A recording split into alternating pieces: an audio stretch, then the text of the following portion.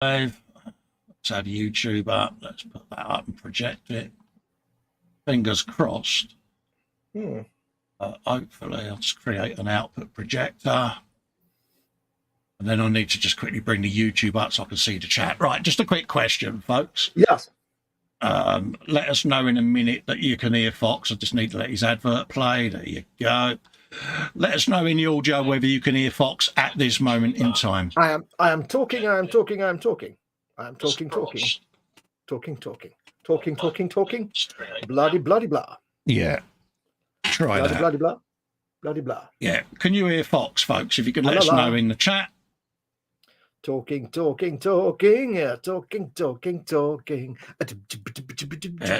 no one's letting me know at the moment. Can you hear Fox, folks, as he's talking? Could you let us know? La. Can you hear me? Please put in chat if you can hear me. Fox is good. Oh. Fox is good. Yeah. Okay, then we'll go with that. Yeah, much better. Audio and video's okay. There you go. There must be a separate audio source for CollabCam then, and it's duplicating it with desktop. Oh, okay. That's weird. The only downside is you're not going to get your pop-ups and things making any noise, but it's for some reason it's duplicating audio in desktop and CollabCam. There's obviously I don't know. Soon find out. I'll go full screen so I can hear you. Yeah, there you go. I can hear you in the background. Yeah. Can you hear me, folks? Oh, shut up. Go on, say something. Oh, they said we can hear me. I take it you can all hear Colin loud and clear as well. Can you hear me as well? D. We love Streamlabs. It kicks us in the arse every time. All right, there you go. As far as I can tell, yeah, we'll go with that. Yeah.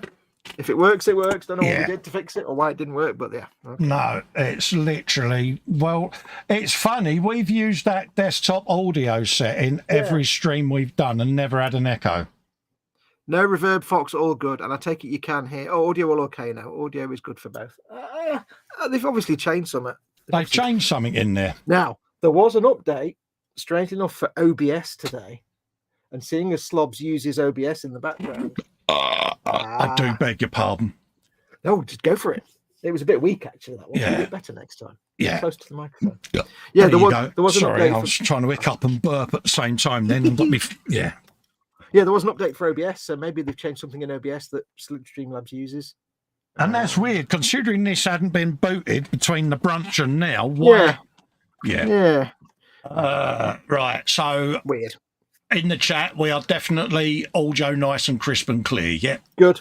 Happy days. There we go. God, I can rest now because, There we go. It's better, isn't it? There's always something. There's always Slobs always do something. There's only so many settings I could look at on here that haven't been changed. Yeah, they've tweaked something. Anyway, welcome one and all with less echo. Welcome to Warhammer Sunday. We've done all that nonsense. Yeah, thank you, Colin, for fettling there and getting that. No, that's all right, mate. So, yes, we're back. If you've not seen one of these before, this specific series of videos is the Educating Festa Goodness, which is Festa wants to learn as many skills and techniques as possible from all different sources. A lot of it is watching YouTube videos and reading how-to guides, but some of it is if you happen to know someone who's a YouTuber anyway and they can show you. That's what we're doing. I'm just showing him how I paint things. Yeah. No, it's not me. It's not me showing him how to paint things because I'm a mediocre painter at best. I'm just showing him how I paint things. So he's got another string to his bow, and that's kind of it basically. Yeah. So do you want to explain what we're actually doing? Yeah, sorry, mate. I was just trying to load the chat on my tablet. Yeah, I've been painting. He asks me a question every time I go and do something. Yeah, been painting stripes, folks. So we done that side last week. Matching tanks, yeah. And then we got that one to do this week. Yeah, last week we showed you how to paint white without actually using white. Yeah. And this week we're going to do the red bits and a couple of coats of slightly diluted agrax and some bits. And go for it. Exactly. Yeah, now it'll be a slightly shorter show today, folks, because obviously we started a bit later. And I can't go for too much longer after normal time. So it'll be a slightly shorter show. So I don't know how much we'll get good. Right. So obviously you remember everything we did last week. So off you go. Yeah, I'm just going to quickly try and load chat on my iPad, mate, because I've got no chat up at the moment. So. Yeah. Andy McLeish says, Paul Lewis blames me. And Annie McLeish says, Colin, as I was saying earlier, Mama Wolf would get on great with my mumsy, Mrs. Mum. She lost the rag at the Mrs. Brother, proceeded to love the biscuit barrel, or lob the biscuit barrel. I think he means you, Mama Wilkinson, not Mama Wolf. Oh yeah, Mama W. Yeah. Yeah, she lost a rag at his brother, the Mrs. Brother, and proceeded to lob the biscuit barrel across the room. Yeah, there's always a biscuit barrel. Absolutely. This is how you know a family grew up in the 70s, because there's a biscuit barrel. That is the way. Right, so welcome everyone. Welcome everyone. Yeah, we'll get there. I will get the chat up in a sec. He says the tin promptly went through the door and hit the brother square in the dish. Good lad. Good shot. Now, don't forget, of course, folks, I don't know how much Festa did of the pimpage while I was out, but don't forget, of course, this channel is sponsored by emodels.co.uk, your one-stop shop for all your model making needs, all of them. Every single one. So make sure to go to the link in the description below the video. And I know Colin was talking about my Patreon, but don't forget, of course, to support Colin as well at patreon.com/Festa67's workshop. Yeah, Festa67's workshop. That's the one. Not that many O's, but you can if you want. And don't forget, of course, you can become a channel member by pressing the join button underneath Colin's content or my content to become one for each channel. Exactly. Yes. There you go. What colours he is now. Some Ulthu and grey, I think, as well, just to stand by. Yeah, I'll get round up to of the white. Sec. Yeah. Oh, I'll put red paint in me white paint. Well, you like. There was a molecule of red paint on me. Ugh. Oh, well, let's get rid of all that. Yay! At long last. Sorted? Yeah, it's You had just. to find it, didn't you? No, it's just Android been a pain in the backside wanting to do an update on the internet browser. Joy. It's like, really? Come on. Perfect timing. You've had all morning. Yeah, they never wait till it's convenient. They wait till it's the least convenient. Like Windows updates. It's always when you're just about to go to bed, you've been up late, and you're like, I'm going to go to bed, and I've got an update. Yeah, it's like, really? Why now? And then it's only at that moment you realise it's going to be one of the long updates, not the quick updates. Yeah.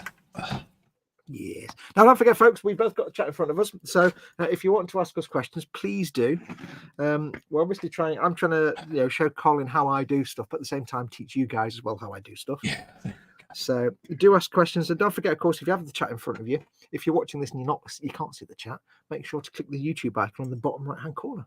That'll take you to YouTube, where you can carry on watching and join the live chat. And I'm having to reach over my camera to get to my brushes because I put the camera in just the wrong place. You've been a spoon again. Yeah, the camera's right in front of every single thing that I'll need to do this. Yeah, I've had a bit of a move round today just to try to stop me from clattering things. But for me to move my microphone, I have to move me light, and then I go dark, and it's like, oh, really? And then you have to rebuild your desk. If I have my camera any further up, people can see the big wreck. Oh, they can't actually see it today. Oh, that's handy. So I can technically move that back a tad. That's it. Oh, unfortunately, I've got everything laid out perfectly on the bench, but nowhere to put this wet palette because it's bigger. God damn it. That's why I'm still using my old one. I know, I've still got that. Well, hopefully my hands are as good as they were Friday night. So you were having a cracking night on Friday, weren't you? Yeah, it's nice when the hands behave. You need hands. Yeah. So, what we're doing to start with today, we've got the white down, remember? We got the white down last week. This is explaining to the viewers, not to... Oh, sorry. Yeah. I immediately paused to pay attention then because... Well, yeah, I mean, we've done it. You can always listen if you want. You don't have to. So, yeah, we've done the white or the off-white. Now we're going to do the red stripes. And I've got to remember where the hell... Oh, there we... Colin's suggestion was to use the front of the tensioner there, which is a really good idea. So I'll do that. So we'll be doing a quick line to line in the stripes, and then we'll fill them in, and then we'll tidy them up. And as always, the golden trick for the viewers, if you didn't see it last time, wet palette is absolutely the best thing you can do. Get your paint on there, get the tiniest amount of water on your brush, take the paint from the edge, and then before you put that brush of paint on the model, make sure it's not overloaded with paint. Take some of the excess off. If it's really overloaded, take a little bit off on a piece of tissue, and then you can go in and start painting.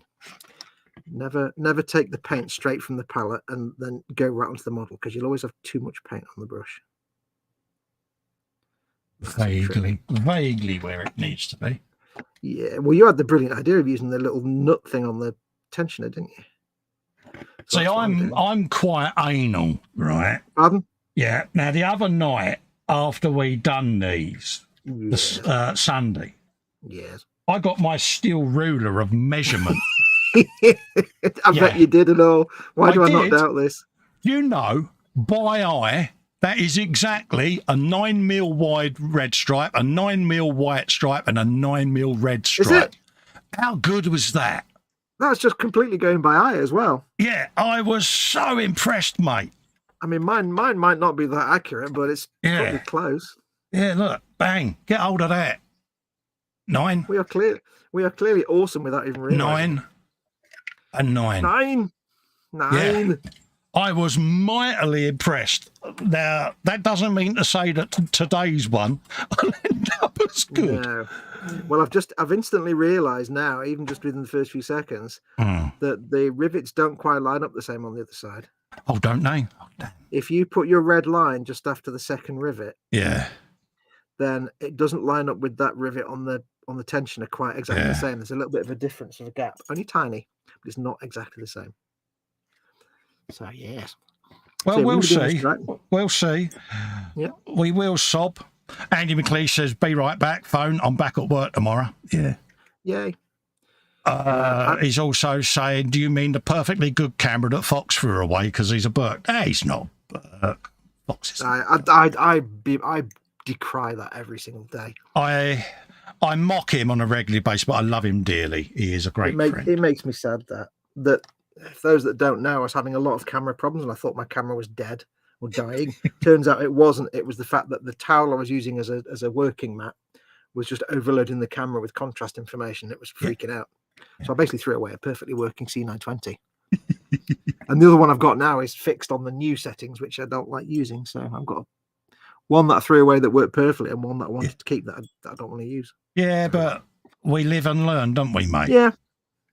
At the end of the day, I've still got this one working, so it's fine. Yeah, I've got a 1080p webcam over there. It's a no brand special. And it was an absolute dog on the system, and yet on the Raspberry Pi for the 3D printer, it works a treat. Yep. So that's where it ended up. It does all my 3D print time lapses. Far too thin. La la la la. Do you know, so though, thank you. Go on. Yeah, do you know I had to watch back last week's Sunday Warhammer Sunday? Oh yeah. Well, purely to remember how I did the red stripe, because I'm a bit off with me cognitive memory at the moment. You might have noticed. Oh yeah. So I had to sit and watch it because can you honestly? I honestly could not remember what paint. Yeah, so I just had to sit and watch it back. It was like, really? Oh dear. We can always ask as well, but yes. Yeah, it was. Thankfully, the red stripe bit's the kind of easy bit. Yeah, I was like, oh, really? How did I do that? Yeah. I'll tell you what though. You're not alone in that, because the number of times I've filmed a how-to guide. Yeah. Or I filmed a build, for example. I filmed a build, and then a few months later, I'll be like, right, I'm going to do that technique that I figured out on the last build, and I'll be like, yeah, how did I do that again? How did I do it? And the number of times I've had to go back and watch my own videos to find out how I did something. Yeah. I was asked about the circuit diagram I used to get the indicators working on my London bus left to right and as hazards. And I had to sit and re-watch the video to redraw the circuit diagram. Yeah. Yeah, there's nothing worse than having to watch your own stuff because you can't remember what the hell you did. Which is kind of why I've not done a lot of lighting in my builds lately, because I've got one on the breadboard. One, I can't remember the build it's for. And two, for the life of me, I cannot remember what the circuit was I was making. And it's like, yeah. The circuitry's brilliant. It's a work of art. What's it for? I've got no idea. I've got no idea. Well, I know you had a work in progress on the Baneblade, and you were putting lighting into a Voyager as well. I've just put the handle off. I've got the Voyager. That's on its own breadboard. But I've got another one that's on my electronics kit, and it's got an SD card on there for audio. Oh, yeah. And I'm like, what was this one for? Yeah. Is that for the super secret? No, I haven't even started that one yet. I've got a breakage. No. Yeah, I pinged the handle off. Oh, no. Sorry, I thought I was frantically looking at slobs then. No, I've pinged the handle off me. Look at it. It's a clean break, so I can get it back. Yeah. What were you doing? You were doing the ELO thing. You were doing the Yeah, I've not even started the circuitry on that one because, I'm thinking of what you're doing that had sound. Yeah, that's what I'm. Yeah, You're doing Voyager. It might be something that I was just faffing around with as I wonder whether that would work for a future build. I don't know, but I know the minute I pull it off, that sounded wrong. I'm so sorry. And I think we all know that what you really meant. Yeah, what I'll do is I'll take a load of pictures of it on the breadboard. I'll draw the circuit on a bit of Excel, and then I'll pull it off the breadboard. It'll come to me the minute I take the last resistor out. It'll be like, yeah. What else have you got on the go then that would use lighting? I can't think what else. Well, I was lighting some 1/12 motorbikes, but I got to play in with a project that I was working on for the big 1/8 E-type, because I've got another 1/8 E-type that I'm going to build. Do you remember the one that I mocked Tony with? Yeah. When we all first met. I've been gifted another one to build, so I'm going to build another one. So that's a very nice gift. Yeah, it is, mate. When you see how much them monogram kits go for, yeah. I was going to say, I was going to ask who it was made by. Yeah, is that a modern kit or an old kit? That's an old kit. It's an old monogram E-type jag kit, mate. Oh, vintage monogram. Yeah. Normally don't go for much, but if it's a 1/8, then yeah, it's going to. Yeah. You're talking about 350, 400. Oof. So, yeah. Same kind of league as a fine mould Millennium Falcon. Yeah. And the person I'll do the dedication to, but I'm not going to name until I start filming the build. Yeah. They've asked me not to until I start filming, so. At this stage in this project, I did not expect to be smelling Tamiya extra fast setting glue. Oh, really? Yeah. Be careful with your hands and handles when you're manhandling your handle. I had it last week with a purity seal. I kept resting my finger and I thought, what is that? It's getting on my wick. And I just went ping. And then I heard the sound of it just rattling amongst the pots. I thought, what was that? And it was a purity seal. It's like, really?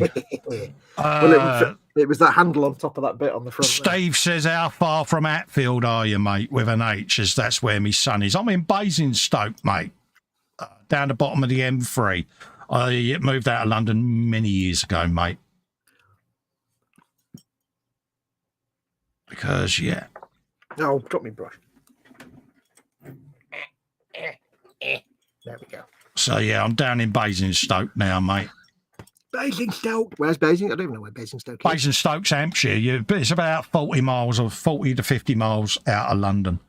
Okay. Do you know where Guildford is? Nope. No. Do you know where Southampton and Portsmouth are? I know where Portsmouth, that's on the bottom. Yeah, go up on the blue line from Portsmouth, slightly northeast, and you'll see Basingstoke. Just north of Stonehenge, basically.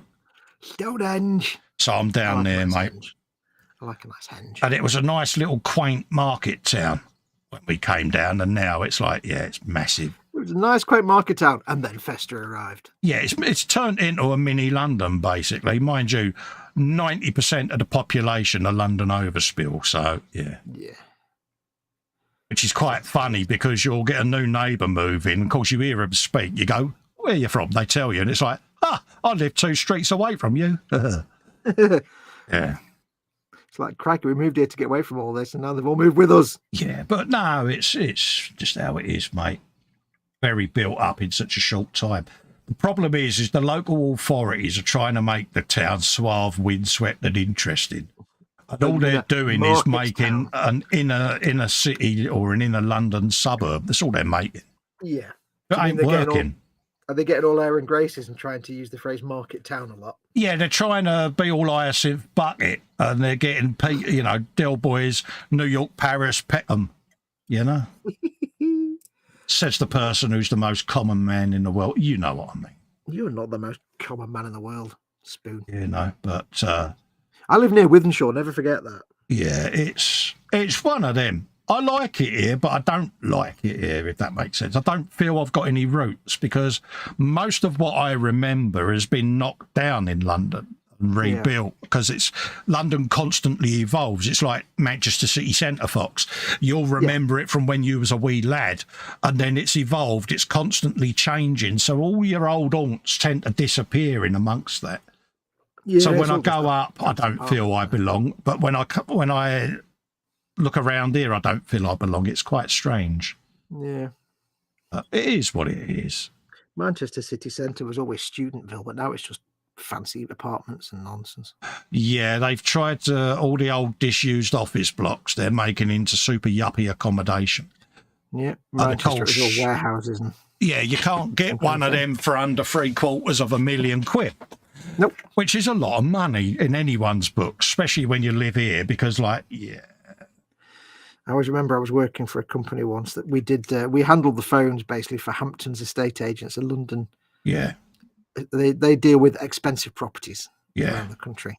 And they were actually dealing with a set of apartments that was an old, like, mill factory thing. Oh, right, yeah. That was doing into apartments, and you could actually see it from our office window. Yeah. It's quite local to me. And I didn't like working there. And I can't explain the joy one day when I looked out the office window and there was just plumes of smoke coming out of this entire apartment block, which they'd just opened up. And I was like, "Oh, it's burning down. Oh, this is awesome." Yeah, all these Ponzi types in their £1 million apartments. And we went round them and they were like, it was like, really? You're paying all that money for this tiny little... And it was like, the flats were tiny. Yeah. And they basically just, like, got the old warehouse and filled it with, like, concrete walls. So it was like every apartment was just made of concrete. It was like a concrete box. Yeah. And they were trying to tout it as, like, exclusive and all stylish. And it's like, wow, it's just brutalist concrete walls. It's horrible. Yeah, that's pretty much how it's gone here. Yeah. And of course, they've priced pretty much all the locals out of the market, and they're moaning that the town is losing its spirit because of all the ordinary or the other, you know, folk. But we're getting a lot of the Chelsea set moving because obviously prices in sort of Kensington and London, Chelsea, and that have gone through the roof.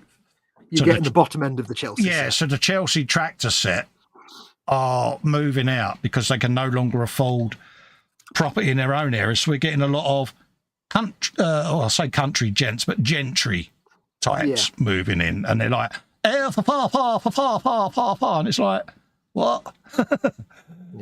Yeah. And they're like, but the funny thing is, you're getting the bottom end of that market. Yeah, and of course they turn up and they're like, you know, it's full of ordinary people. What did you expect? Yeah. And we take the mickey out of that lot, you know, because they're all dressed et Italian Burberry, you know, and it's like, it's full of ordinary people. You mean the people that lived here long before you even? And you see them looking down their nose, going, "Oh my God, this isn't quite the time we thought it would." Yeah. No, let's return to the heist. Yeah, it's like So of course we rise up to that sort of thing, you know. So that's what we call a Southern Ponce. Yeah. Yeah, exactly. They're the type of people that give Southerners a bad name. Yeah. So I know I call you a Southern Ponce from time to time. Yeah. But you're not. It sounds remarkably snobbish of me. I'm not trying to say that. It just, I don't know. It just gives it. It's like reverse snobbishness. Yeah. Yeah. You know, you and I, we're working class. Yeah. Lower middle class, working class. We're ordinary, honest, good people. Yeah. As I've often said, I come into this world stark as bald and skint. That's how I want to leave it. And my last check to the tax man's going to bounce. I don't try to aspire or be a class that I'm not. Nope. I am what I am, and I'm bloody proud of it. And I never want to be posh, but I'd like to have the posh money. Yeah, I'd like to have the posh money and perhaps be a bit, how can I say, better with my spoken words. But spoken words. It is who I am. It's a part of me, and there you go. Yeah. But it's when these people turn up and they're like, "Oh, Crawford, where's Finlay?" You know, and it's the surname. Yeah, you know, they've got like Marmaduke, Huckleberry and Oliver as their children. It's like, we straight away, we know who you are, you know, and they've all got this. Boss is in. Yeah, I've done my hello muse. Good lad. And the women are all walking around with that dog that grows out of their elbow. Yeah. We've got, I'm not going to name locations because I don't want to give away where I am, really, but we've got a place near us, a couple of miles away. A small sort of villagey town. Oh, right. Yeah. Which is supposed to be like the posh little town. Oh, right. And it's all right. There's a bit more affluent people, but it's all great because the description you have of the ladies are from that part of the town is all fur and no knickers. Yeah, I've heard that phrase. Yeah. I've got my red stripes down. They're as rough as a badger's backside. they're all scrabbly around the edge, but I'm going to let the Yeah. red paint dry for a minute, and then I'll go back with the white Yeah. to clean it up. My mum makes me laugh. Oh, we've had a new woman move in because she's on a Walden patrolled set of bungalows, basically. Oh yeah. And she said, "Oh, we got a new one moved in across the way." And I go, "Oh, right, yeah, I've seen her." And I'm waiting. I am waiting. You see twitching the curtains. Yeah, and I'm like, "Go on then." Wow, she's a right old trollop, mate. And I'm like, "Oh, really?" No money trying to be all hyacinth. She said, "But I'll put her right." She says, "All right, what have you done?" Well, I might have told her what I thought of what she was trying to be. I went, "So you're not going to be going over there for tea and cracker, my F?" She goes, "All right, Mum." Was you subtle? As much as I usually am, she says. Darren Edmonds, it says, "I know how you feel, Festa. None of the streets I grew up in, Hackney, are still there." No. Or I suppose it'll be Acne. Yeah, I haven't been up that neck of the woods for donkey's years, mate. He says, "My children are the first generation of either side of my family that weren't born in London." Really? Yep. Yeah, my boys were born down here. Sorry, mate. I keep talking over you. Apologies. That's right. Smurfs.yard is in. Aid in. Hello, Aid. All right, mate. See, it's another new YouTube name he's got. See, I'm getting confused. Scale Model Muse says, "A proper dog should not fit in a purse." Yes, a proper dog should be a big dog that barks and goes woof, not a little dog that goes. Yeh. If it's small enough to kick, it's not a proper dog. Get a real dog. Yeah, we get yappies, and it's like, really? Yeah. I don't cast them as dogs. I cast them as slightly rodents of unusual size. Let's call them that. Yeah. Generously, they're rodents of unusual size. Yeah. Can't stand little yappy dogs. Don't understand the point. What? They're not friendly. They're not fun. No, they're about, yeah. Yeah, it's not like a big dog. They look at you, don't they? And they go to nip at you, and it's like, yeah. Well, you know See what the size I'd of my say. foot dog? Yeah. It's like that kind of dog isn't your best mate, though, is it? Like a big dog is your best mate. Yeah. So get a proper dog. Yeah, it's like turning up here with your yappy little armpit hair, bloody things. You know, like a decent sized Heinz 57 mongrel or a Labrador or a German Shepherd or something. That's what I was looking for. What, a German Shepherd? No, I was looking for my dryer of hairdryerness. Oh! I let mine dry. Oh, natural while I was reading the comments. Oh, you're too good, you are. No, because now it won't be dry enough, and I'll probably smear some pink around it. Never mind. I remember where I was gonna plug it in. That's right.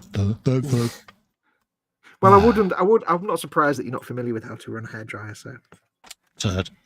You see what I did there? I did. That's all right. You may mock. You love it. So yes, I've done the red stripes. They're as rough as a badger's butt. So now I'm going back in with the white. And this is, like I've said before, this is the bit that you never normally see on like YouTube guides. Yeah. The people that do these YouTube guides, they never really go to show you that it's all about like checkers and stripes and things. It's all about back and forth, back and forth. You do your red stripe, then you use your white to tidy the edge. Then, of course, you mess up the white bit doing that. So you then go back with the red and you tidy that up. It's always about the back and forth. That's what you learned, didn't it, Cole? You were like surprised to learn that. Oh, he's got his hair dry on, so he can't. But yeah, I mean, even Cole said, when he realised that, and it was like, oh yeah, that's how you make them look good. Some YouTubers might just say, yeah, you need to tidy it up a little bit, but they don't really explain that it's actually can be quite a slow process, going back and forth and back and forth. But that's the trick. Sorry, mate, I had my hair drying of thingy bob on. No, yeah, I was being exceptionally stupid and just forgot the fact that you'd literally just said you were going to put the hairdryer on. So yeah, no, that's all right, mate.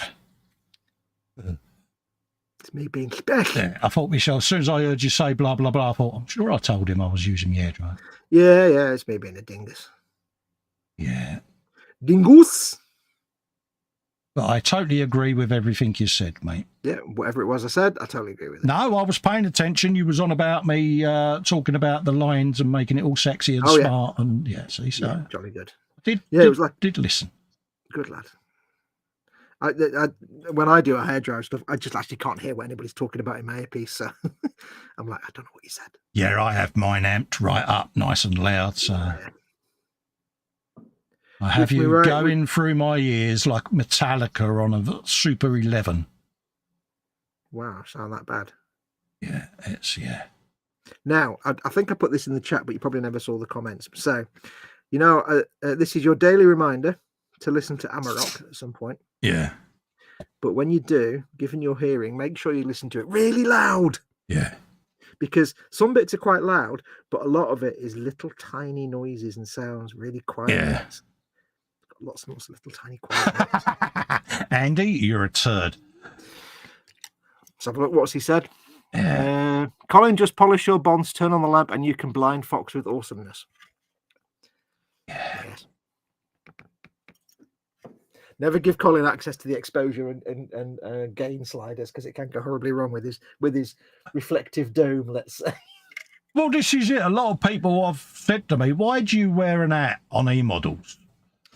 And I demonstrated it once, didn't I? But I took my hat off and led forward, and the white balance on my camera went ballistic. I went, now you know. Yep. Whenever you're doing any camera work, the two nightmares are you're trying to film something dark, or you're trying to film someone with no hair. Either way, you're dealing with really undersaturation and underexposure, or everything's horribly overexposed. You can't win. No. You really can't win. It's the one thing I've learned doing filming and live streaming is you can't win when it comes to all that. That's why when I do the E-model stream, I am rigidly sat like a mannequin if I haven't got my hat on. Yep. Especially in the summer shows, because obviously we've got all the fans on and it gets a bit sweaty with hats on. Yeah. And I made that mistake of trying to sort of sit there and then move around. And as soon as I moved, my white balance just went mental. It's like, yeah.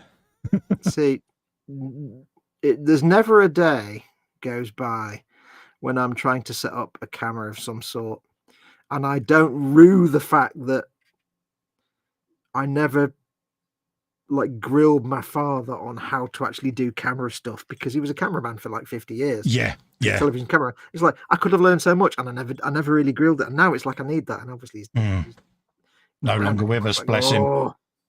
I wish I should have just. Oh, why didn't I listen to my father? May Papa Fox rest in peace. Bless him. Yeah, he's been gone for ages now. But it's like, if only I'd been doing this like when he was alive, I could have learned so much, and he would have been happy to teach me, because I never took an interest in cameras and stuff. Could you imagine if he was? He'd be so intrigued by the technology. Yeah. Just so you know, he's the kind of person, because he's more nuts than me. He's the kind of person that I'd be doing the stream and he'd just kind of wander in and start talking, like just shouting at the microphone. Is that possible? Someone to be more nuts than you? Yeah. Where do you think I got it from? Wow. I'm going to let that dry for a minute. And I've done my white stripe now, tidied up my white, and it still looks like garbage. So I need to go back with the red again and do more tidying up. That red line looks not straight. Really? What do I need to do? I'm looking at it at the camera. I think this one needs to come out that way with the red. Oh, sorry, you're talking about yours. I was like, oh. No, mine. And that one I think needs to... I'm not sure on that one. I'm getting there. I just need to adjust the top one a bit. Yeah. It is handy when you're painting a stripe to have like a video feed of your own work, because you can look at it from a different angle. That white stripe needs to be broadened on that front bit, I think. It's not quite right. So I can look at the model all day, but if I look at it on a monitor, it's more obvious what needs to be done. Desperately resisting the urge to twitch. It's taken all of my concentration skills. You were doing great on Friday, though. I know. You're having a right old jolly time, you were. That's what I said to you many times. On a good day like that, I just go mad and take advantage of it. Yep. Make hay while the sun shines. Absolutely, mate. I looked at the stomper and I was like, yeah, I did all of that in one day. I'm so proud of myself. Yeah. Good lad. Were you filling up? I was welling up, mate. I was most proud. It's pretty much garbage. My belly's making some very strange noises. Sure, that's your belly. Yeah, I've got bubbles, I think. I think I'm bubbling. Some kind of bubbling going on down there. Andy McLeish says, Guru Fox, I can see your dad looking at one of your videos and slapping you upside the head going, you idiot boy. Well, more Glasgow than Irish, but yes. Yeah. Bless him. Oh, yeah, he was from the coast of Scotland, wasn't he? Just like the dear wife. Yeah, he was born and raised in Glasgow. Well, raised in Glasgow.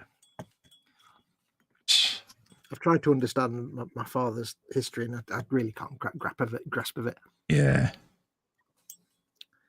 Oh, bless him.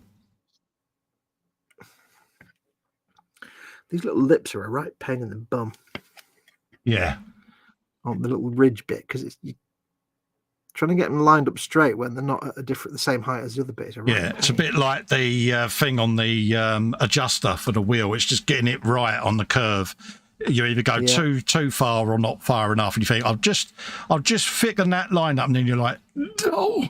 Yeah, like I've just done. I've just made a right arse. Yeah, you're like, oh, arse. Why didn't I just leave that bit and get away with it just by putting a chip across it? Yeah, it's like, why did I press that button? That's looking pretty foul. That's looking pretty horrendous. Let's get some more white on that bit. And then you get this beautiful straight line. You look at it and you realize it's beautifully straight, but it's not actually straight. It's an angle. You're like, nope, that's not right. I take it audio and video still coming out nice and clear for you folks. You can just let me know. I know we keep on about it and keep asking you all, but we are doing it for legitimate reasons. It's just in case anything does trip over, it lets us know. You'll all learn once you do your own live streams how much of a nightmare doing a live stream actually is. Yeah, you're constantly wanting to make sure that everything's working, even though you can see it on your own camera or your monitor. Yeah. Because it's things like that echo earlier on. It's like, if we hadn't been able to fix that, I would have just abandoned the show, because I don't want people to sit and listen to bad audio. It's just no, that's right. And you're looking at your setup, and you're like, nothing's changed. Everything's as it should be. And now, normally we have the desktop audio on there because that's where the output audio goes. Whereas today, that echoed, and it didn't on the brunch. How weird.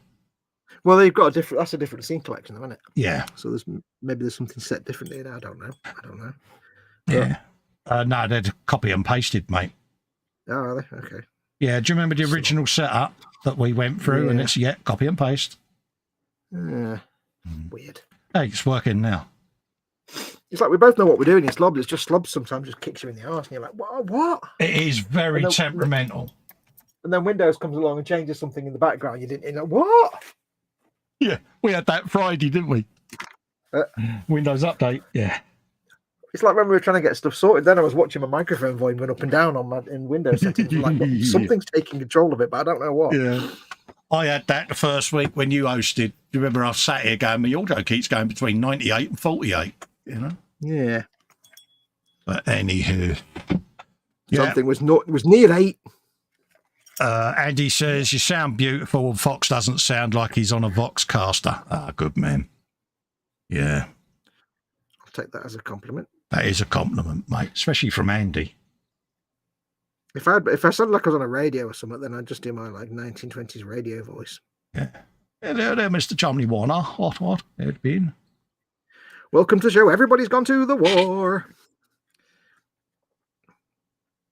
It's not far out. Oh, just a smidge. Oh, it's not a lot. Oh. Right, I'm going to do a quick hair dryer, turn my microphone off. Yeah, no worries. It's enough to make me think it needs a smidge. So if it's enough to make me think that, it's enough to warrant doing. So, yeah. Graham McRobert says, yeah, black and white, not the other place in Ayrshire.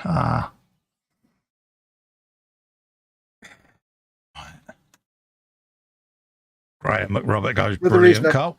There you go. The other reason I can't hear what you say when I'm hair drying is because I'm doing beatbox while I'm doing it. I don't know why I do. I just always do. You're sad. You really need I to can't get not out. do a little beatbox rhythm while I'm doing it. It doesn't matter what it is. I'm just like, I have to do it. I'm genetically compelled to do it. That's when your dad would smack you on the head and go, there's no way that man came from my loins.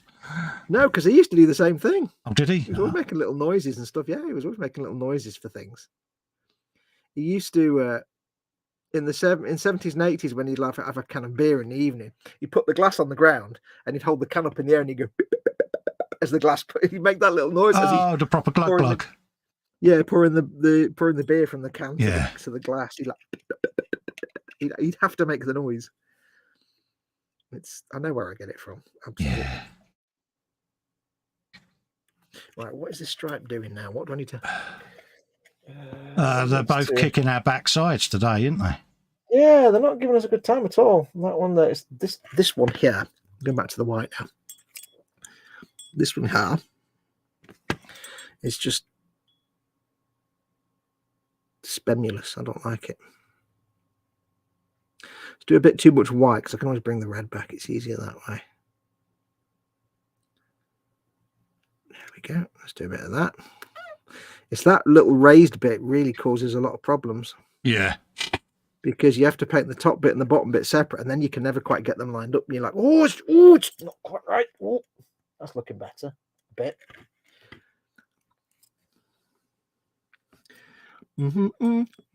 It's like trying to line up your two wheels to make sure the tracking's spot on.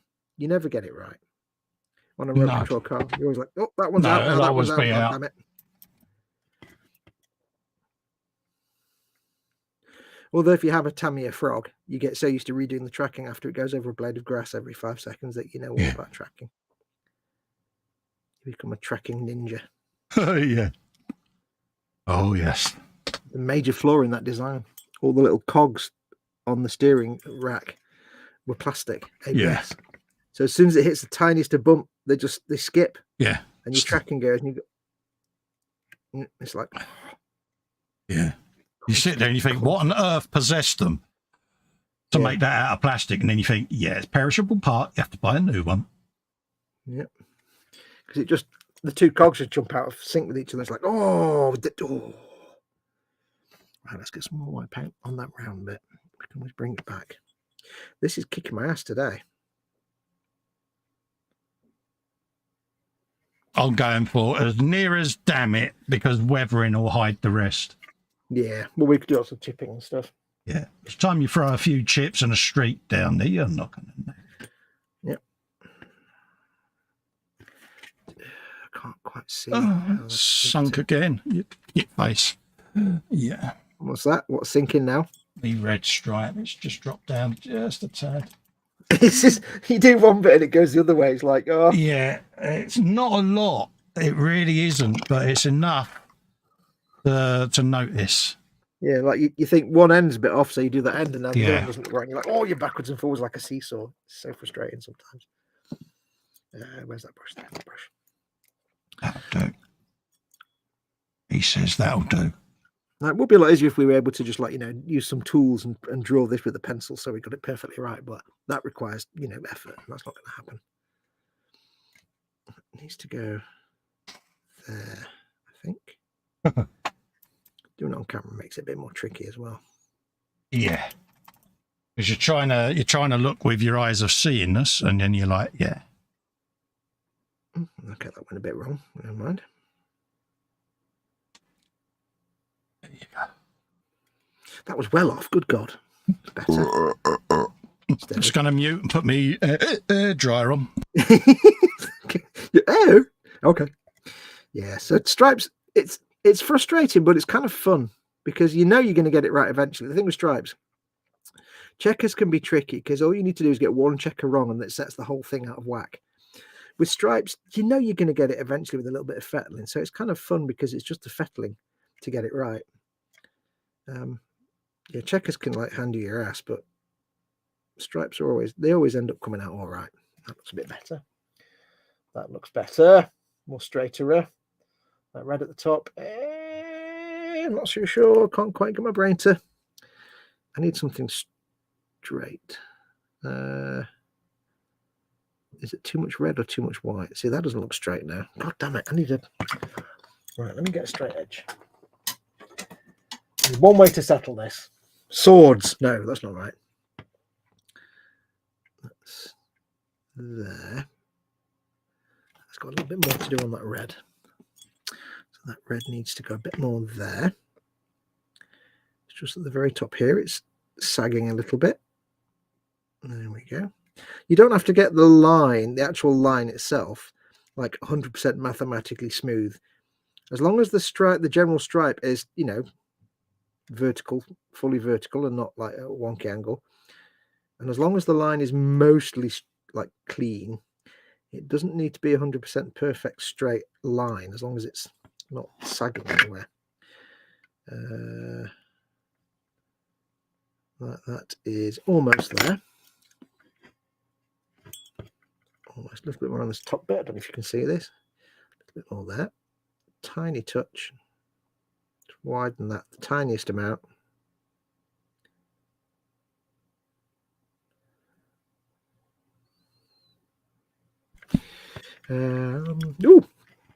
Super chat from Andy McLeish says all the peas. And Colin says, I like peas. Colin can't say because I used whilst I was muted to try and have something to eat. Well, give me a minute and I will. Nibbles, aren't you? Yum, yum, yum, yum. I like peas. Only mushy peas. So that looks a little bit better. I think we'll count those. Close enough, I think. I like peas. There we go. Peas. There we go. Yeah, sorry, I stayed muted because I just wanted to have a quick nibble. Yes, I guess you were doing something like that.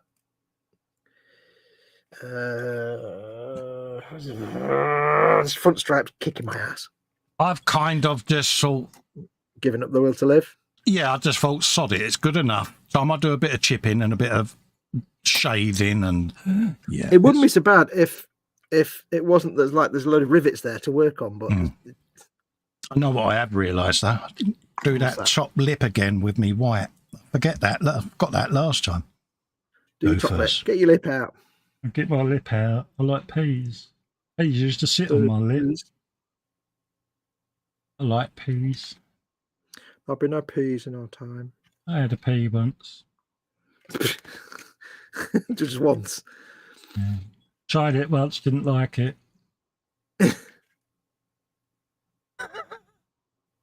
Damn, we need to get out. We're so going to hell, us two. Oh, yeah. I think we are, don't you? I think any chance we had of redeeming ourselves at the pearly gates is long gone, mate. You know what? When we get there, there'll be oversized barnacles everywhere. Yeah. That means nothing to anybody. This stripe is kicking my ass. Yeah. Andy McLeish says, snack Pingburger. No, I have my little packets of breakfast bars, mate, because I've got I've got leg of lamb today, dude.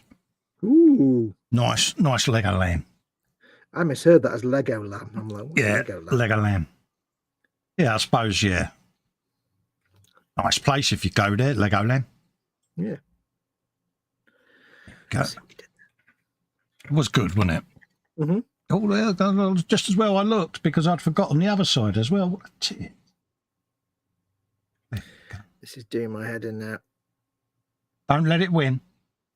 I'm not. Yes, so thank you very much for that, Andy McLeish, for that super chat. Very kind of you. You're most generous, sir. Most kind of you, Andy. Mm-hmm. He's a very kind and generous young man. It's not true what you say about him, dude. Genuous? Yeah, genuous. Yeah, very generous. Yeah, generous. It's funny how you make a word up, but we all know what it means. Yeah. That's the skill. Inventing a new word, but that's instantly understood by everybody. You know me, mate. Yeah. My brain knows the word, but it comes out, yeah. Yeah. You just goes, lamb. Yeah, nice little lamb. Perfectly cromulent. Nothing wrong with that at all. Right, well, that's not shabby as anything. Stop fretting, dear. Stop fretting. That's good enough. What's up with you? Yeah, no, there's something not right with it. It tasks me, and I shall have it. Yeah, if it looks crooked, tilt your head the opposite way and it'll straighten it. Works for me every time, mate. I'm going to clean that line up. I'm going to hairdryer it, clean it up, and then that'll do because I'm bored of it now. I'm sat on a plank of wood, mate, at a 30-degree angle. My line looks perfectly straight. Right, give me one sec.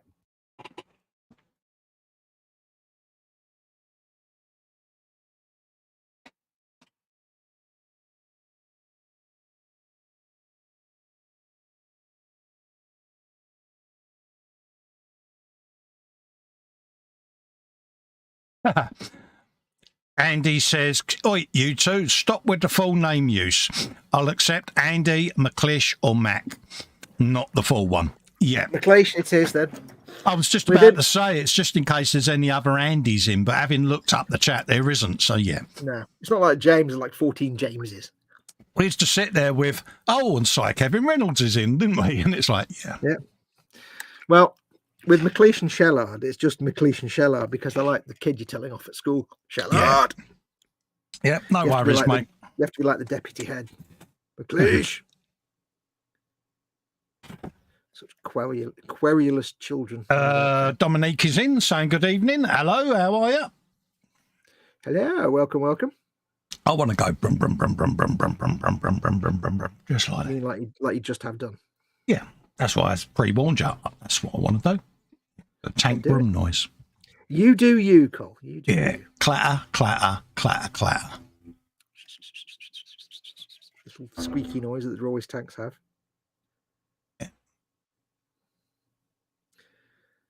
So I've just repainted the red to make it bigger. Now I think I'm painting the white back to where it was. Yeah, I think I need to put just a tiny bit of white on there. Wait a minute, where did that come from? Yeah. £3 for £1. I need to get out more. Yeah. Forget that. How does that join on your Baneblade card? It's got a tit on it. Yeah, still tickles me pink, that one. It's just your reaction.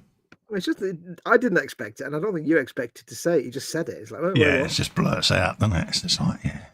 All right, how are we doing with that looking now? Like absolute garbage at that top bit. Oh.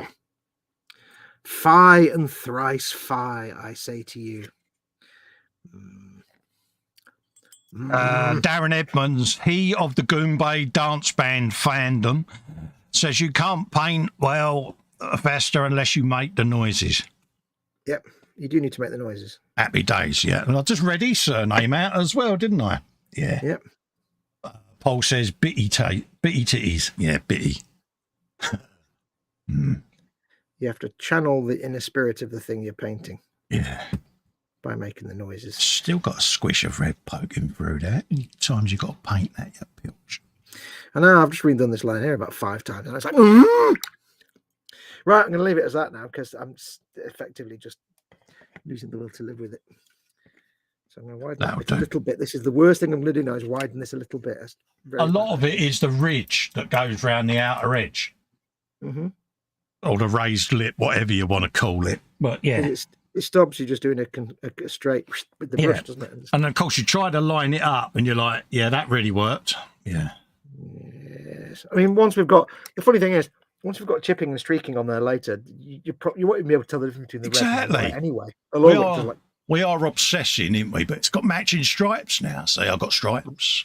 I haven't even tidied up these top bits. That's disgusting. Yeah. Ooh, you're making noises, aren't you? I am. I need to get out more. No. And he says the Goombay dance band Edmonds. Yeah. I've been out. I wouldn't recommend it. Graphics are terrible. It's all right until he starts talking, isn't it? And it's like, I blanked it from my memory. I cannot recall such information. I am safe. That and that rather overly tight gold outfit. Yeah. Never underestimate the power of tightly fitted gold lame. Yeah. And by power, I mean horror, obviously. Yeah. Darren Edmonds, has said, you've done it again. I've got that effing tune in my head again. See, this is how I work, mate. I just load my selection of earworms and you just take them from me. You're just a bad man, aren't you, Cole? You're just a bad man. He's going to struggle to get to sleep tonight because as soon as his head hits the pillow, not only is he going to hear it, but as soon as his eyes shut, he's going to see that close-up of that man with the receding afro in his gold lame outfit. Oh, yeah. Giving a knowing wink and a glint at the camera. Never trust a man that gives a knowing wink because you're in for bad times. Yeah. I can't wait for you to listen to Amarok because the funny thing with Amarok, the entire album is an earworm. But what makes it even funnier is that the sleeve notes, if you read the sleeve notes from the actual CD, is a little story that talks exactly about how it sticks in your head. Yeah. Graham says, what tune's that, Darren? Great track. Brilliant piece of music. I would recommend, if you want to get that out of your head, go and listen to Brotherhood of Man Save All Your Kisses for Me several times, very loud. That will sort you out. Right, I'm going to leave that now. If I don't leave that alone, I'm going to be painting it for weeks. Yeah. You know how much you trust me, Darren. This is a stupid thing to do. Yeah, another good one for you, mate, is Liquid Gold, Dance Yourself Dizzy. Now, you'll love that. Now, can I just point out, anything that's got Liquid Gold in the title or the band name, you know what era it's from. That's instantly 1970. But I know Darren, he'll be sitting there with the keyboard going, no, I'm not going to type it. No, I'm not going to. I better type it just to see what I'm missing. And it's going to be right in there next to the Goombay dance bit. Not as good. How are you getting on with your strike, buddy? All right, geese, there it is. When you finish, let me know and we'll do some agraxing when mine's dried. Well, you know what you're doing, anyway. So basically what you're saying is your stripe shit, mate. Let me know when you finished it. No, I didn't know if you'd finished it or not. I thought it'll do for now. Lovely. I've given it a will to live with mine. I'm gonna. I think I'm in the same boat. Oh, I've just looked at it on the screen. Oh, I can't. I've done it a couple of times, and it's like, do you know something? It's good enough. No, I've got one last fact. I looked at it. I made the mistake of looking at it. Oh, you pillock! I looked at it on the screen. There's one little bit. You wouldn't let it lie, the whole stripe to be redone now, though, isn't it? Yeah, you wouldn't let it lie. No. 4 Agrex, 4 was it? 5 Lamia medium, 1 Agrex. That's it. Yeah, I know. Go. 5 to 1, steady going, flappy to amorous. Yeah, that one, Cole. Yeah. Right. That'll just have a dirty big paint chip on it. The thing is, I'm stressing over that little. I'm fussing over that little bit. I'm going to end up putting a dirty big paint chip over that whole. Of course you are. Anyway. But this is you. Yeah. This is what makes it so endearing. Yeah. Is look how many days you're obsessed over your last stripe. It's crooked, Cole. Oh yeah. Still not happy with it, mate. It's like, yeah. Right, let me hair dry. That'll be back in 1 sec. Ha! Darren Edmund says, Foxx, can you control Festa, please? Good luck with that. Seriously, you're asking me something like that? That's just... I knew it'd come back. I knew it. That's like saying to the Pope, can you just not have porn in the Vatican, please? Yeah. I loved his optimism. Can you tell the priest to leave the kids alone? Darren, I take it that means then that you did Google it. Muse says I'm an elephant now. What? Yeah. I'm an elephant. Is Festa Darren Brown in disguise? Darren Brown, yeah. Yeah. Look into my eyes. Look into my eyes. I'd rather look into my eyes. Yes, 5 to 1. 5 to 1. I feel compelled to do an impression of that guy that did the racing now. Do it. 5 to 1, easy going, flappy to amorous.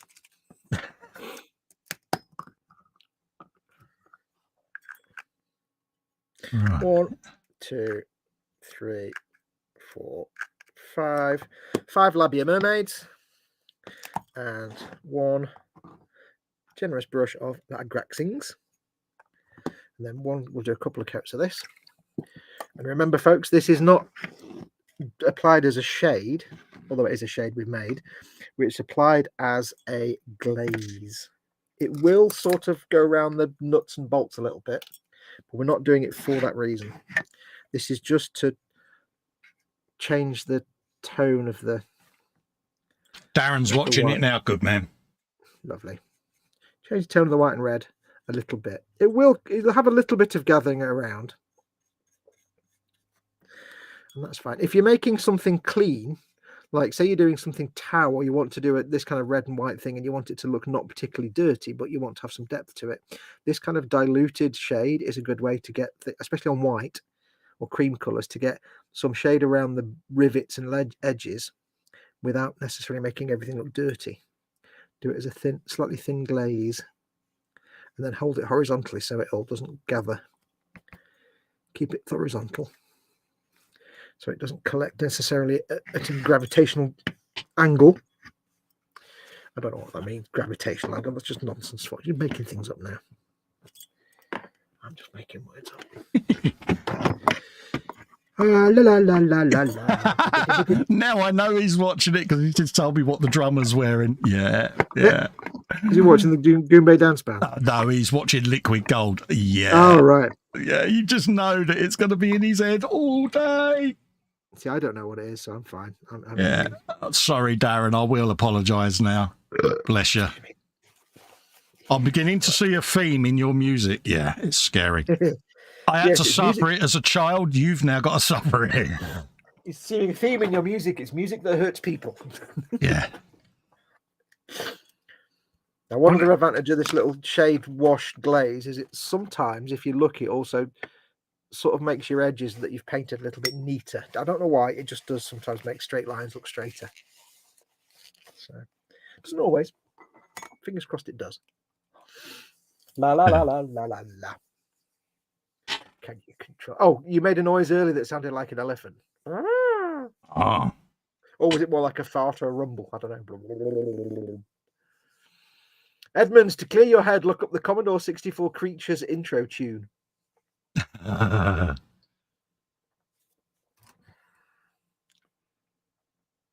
Yeah, I think poor Darren's going to be traumatised for many, many years. And whose fault is that? Yeah. Oh, when you leave it for the glaze, Cole, put it horizontal, not like that. So it doesn't have gravity acting on it. So it'll be nice and even around all the rivets and stuff. So you get an even coat then rather than tops and bottoms. Let that dry for a minute. Yeah. So, no hairdryer here. How you been, buddy? All right, mate.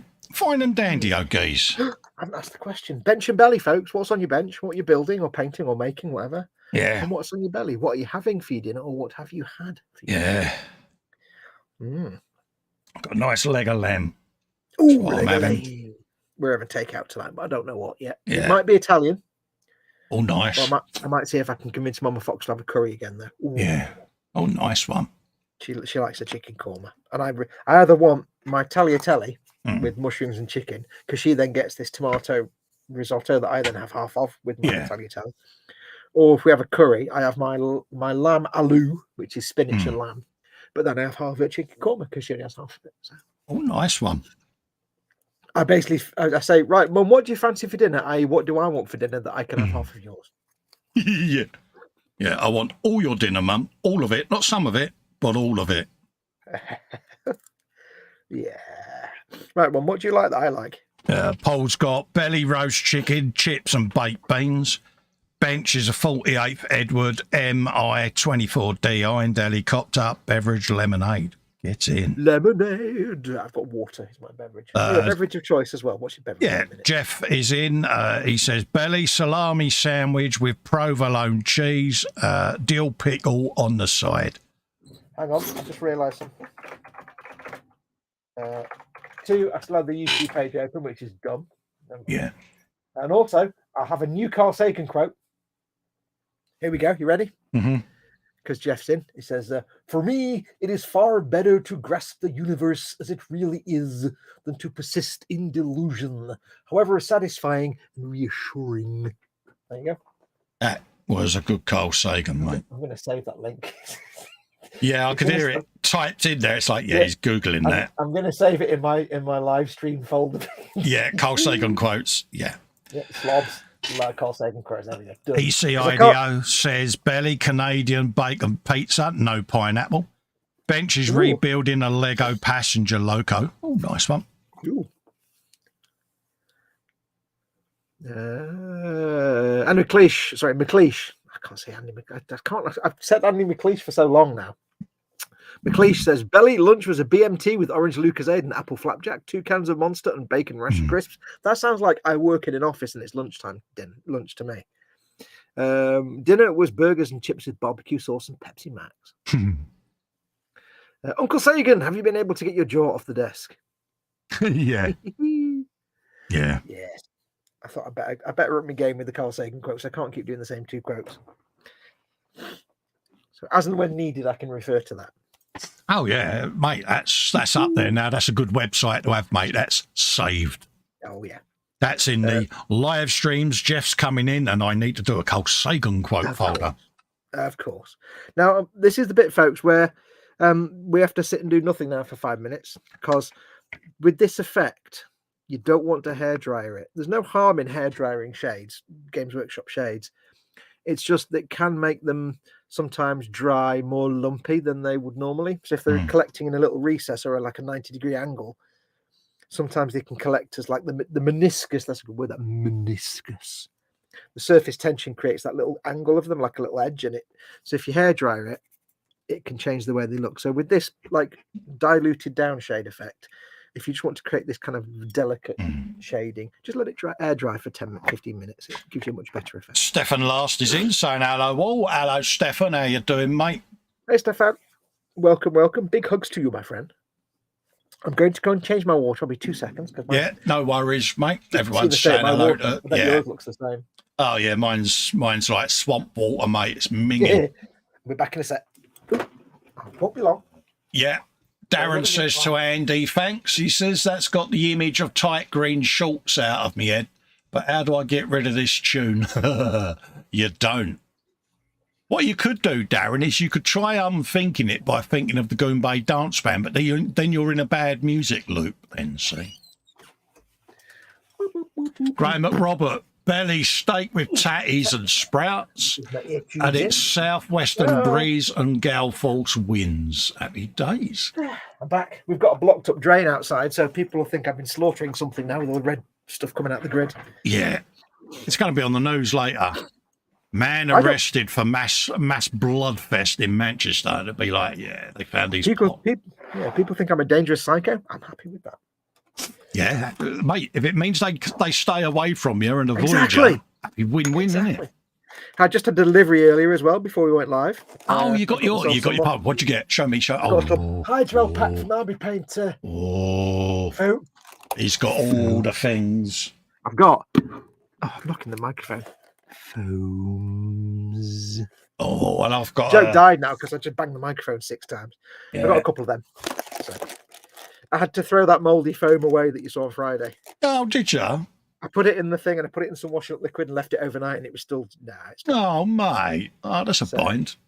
Well, what I'll do now is I'll use my little palette for metallic, so I'll just use tissue. And I'll use my big Army Painter palette for wet paletting. But like I was saying to Colin earlier on, the problem is I'm going to have to get into the habit, let's move this out of the way, of every time I finish painting for the day, take the sponge out, wring it out or squish it out, and then leave it to dry so it doesn't go moldy.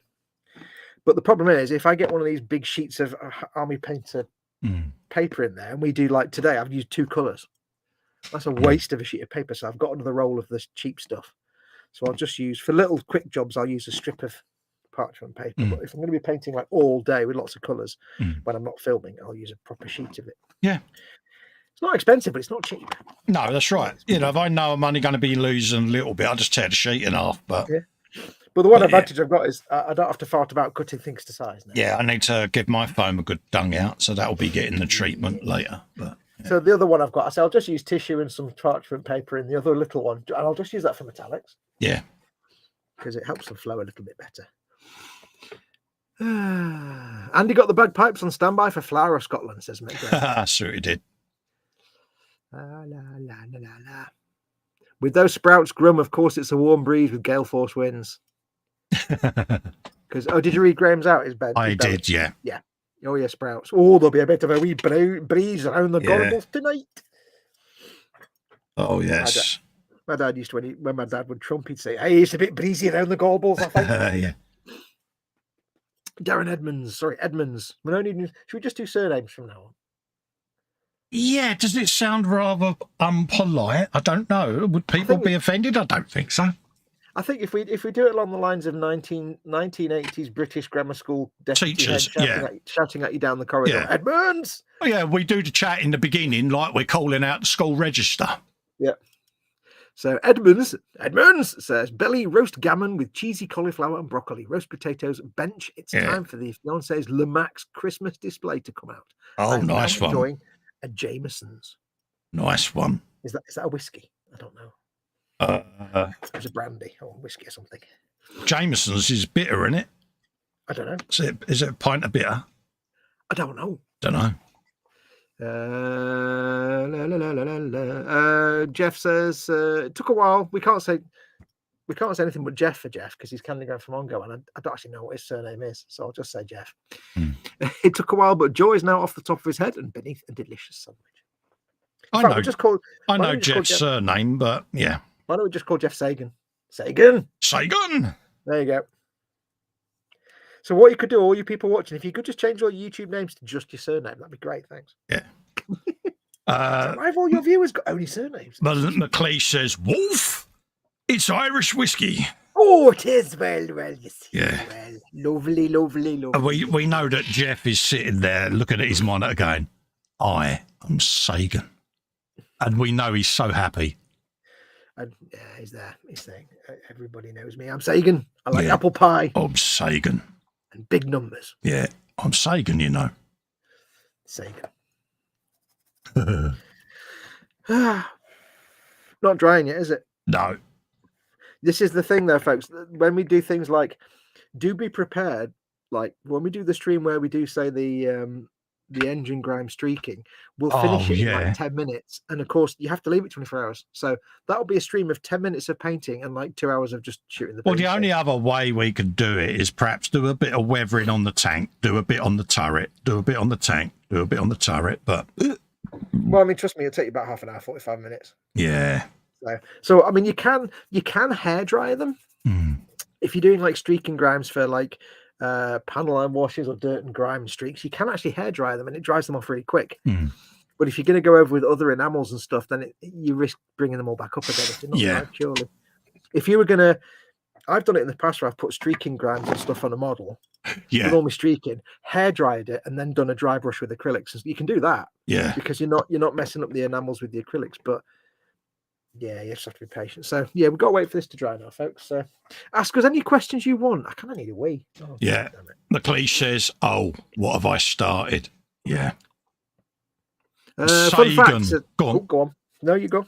Sagan comes in and says, "Fun fact: I officiated the wedding of friends who went on to have a son and named him Sagan."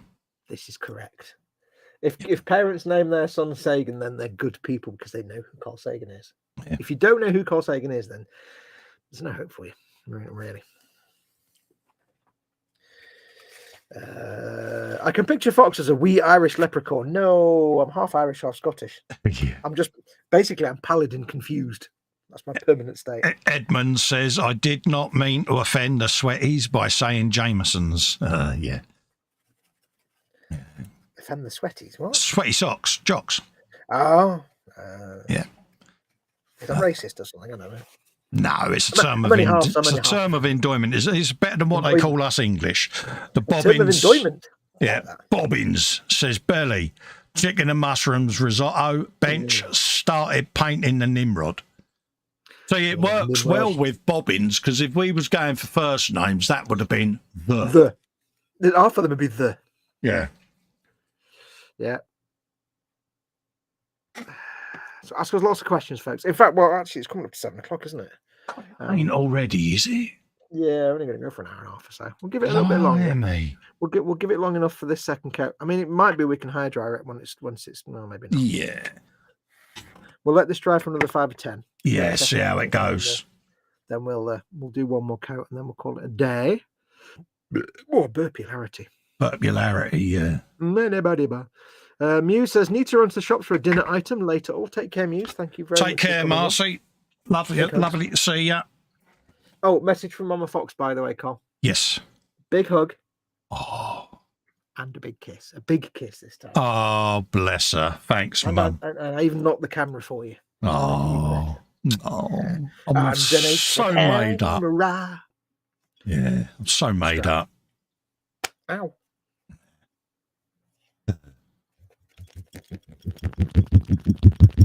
good noise, that, isn't it? That is so wrong. You can tell we're kind of desperate for things to do now while we're waiting for this paint to dry. Yeah, that's clutching at straws. I hate to tell you this, I've just found an elastic band. Well, you ain't.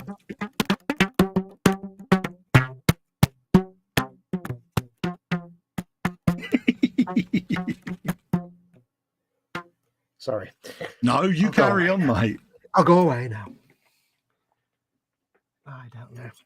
Yes, come on, folks. Ask us. If you don't ask us questions, I'm going to have to get the elastic band back out again. Ask us anything, folks. Yep. Ask us anything.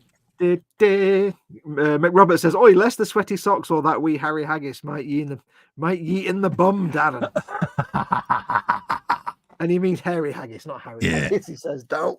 Yeah. There's nothing worse than typing off a quick insult and getting a spelling mistake. And you're like, oh, it ruins it.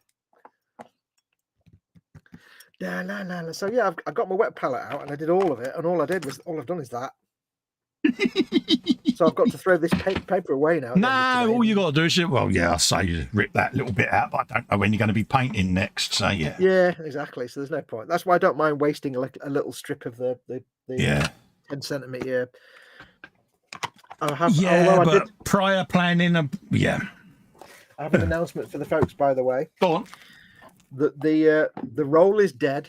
Long live the roll. The roll, my parchment, my Mason and Cash parchment paper, which I've used for about 5 years now, is dead. It's gone. I'm impressed. It's emptied. That is the last of it on that wet palette. I now have a new one, which is Lakeland non-stick mini baking parchment roll, 10 centimeters by 25 meters. This should now last me another 5 years or so. I don't know if this is the same. It says non-stick, and that always makes me nervous because the last thing you want is like grease-proof. You don't want grease-proof parchment. No, you don't want grease-proof paper. Because the whole point is the water goes through the paper. So yes, long live the new roll, which should last me many a year, hopefully. Look at all that, 25 meters. Yeah, it's going to last forever, isn't it? Look down my tube. Oh, sorry, mate. I've got me back to the camera. This is like looking at if you go to the bottom of the deep sea and you look at some of the sponges. You got your tube out again, didn't you? Look at that. It's welcoming. It's calling to you. Head for the light. Head for the light. I don't know what I've done with my roll of parchment paper. It's in here somewhere. Yeah.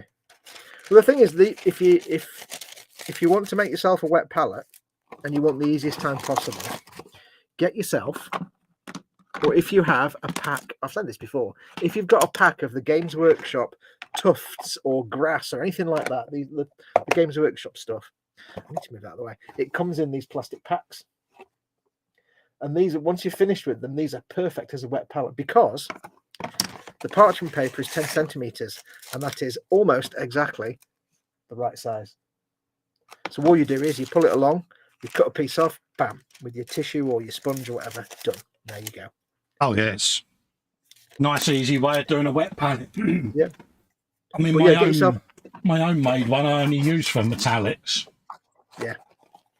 Well, that's me now. I mean, I do like using metallics on a wet palette. A lot of people complain that people use wet palettes for metallics. There's nothing wrong with it. It does mean they separate out faster, but it means that they last. If you put metallics on like a piece of paper or a tile, they've dried up in 5 minutes. Yeah. So you do have to refresh the pile of paint, but the reason you don't do it on a normal wet palette is because it may put flakes into the sponge and then contaminate your other colours. That's why I do it with tissue in a separate metallics only wet palette. So it doesn't really matter. I'm going to blow on the end and see if I can speed things up. I just said that, didn't I? You did. Right, I think if yours is looking like it's just got a couple of tiny shiny bits, I think we're allowed to hairdry that now. Yeah, all right. You're going to do yours first, then I'll do mine if you want. So, yeah, because there's only a little bit left there. So we'll hairdry that now just to speed it up. McRobert says, Darren, I got told I was ever qualified for the Nut House. He also says, what washes do I use? I tend to use Citadel shades. For acrylic washes, I'll use Citadel shades. And if I need to dilute them, I'll use Lamian medium or any glaze medium will do, any matte glaze medium. If I'm doing enamels, like I'm doing a pin wash or a streaking wash, I need to be able to put it on and then clean it up. I will use, at the moment, my collection is all Ammo by MIG streaking grimes and engine grimes and things like that. They're all enamel grime washes. Yeah, that's what I've got, yeah. If I would never use acrylics for like I use Acrylic wash is when I want to cover the whole thing and then dry brush the color back. Like if I know, like when we did this, if you didn't know if you saw it, we painted the whole thing. What color was it now? I've forgotten now. Scab and Bright Dinge, or was it Adeptus Mechanicus? One of the two. We painted the whole tank Skaven Blight Dinge, which is the blue-grey, and then we gave it like a coat of Nuln Oil, which is the black wash from Games Workshop, all over completely, and it was a mess. It was all patchy and blotchy.